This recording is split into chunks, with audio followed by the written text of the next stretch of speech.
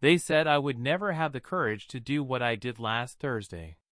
The Western media called me another African dictator making empty threats. Israeli intelligence dismissed me as a young soldier playing politics. Even some of my own advisors whispered I was moving too fast, too hard, too dangerously. They were all wrong. While they were busy underestimating me, I was busy dismantling their entire shadow network across my continent. And what I'm about to tell you isn't just what happened in Burkina Faso. It's the blueprint for how Africa finally stops being the world's playground.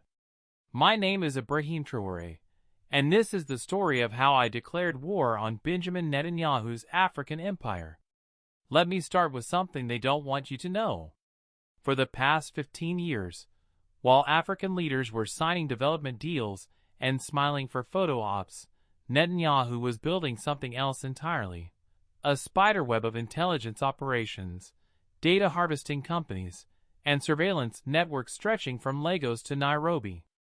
They thought we were too poor to notice, too desperate to say no, too divided to fight back. I noticed everything. 3 weeks ago, my intelligence chief walked into my office with a folder.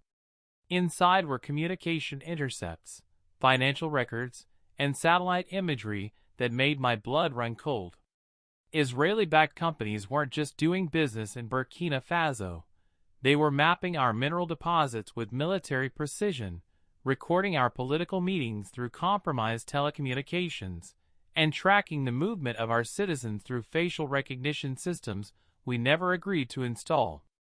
But the most dangerous revelation was this. They were sharing that intelligence with multinational corporations to help them extract better deals from African governments. Our own data was being used to exploit us more efficiently. That night, I didn't sleep.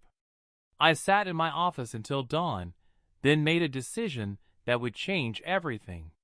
At 5 a.m., I called my military commanders.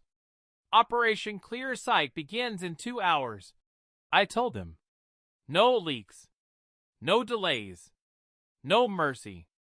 At exactly 7 a.m., while most of Ouagadougou was still waking up, my forces moved on 17 different targets across the city.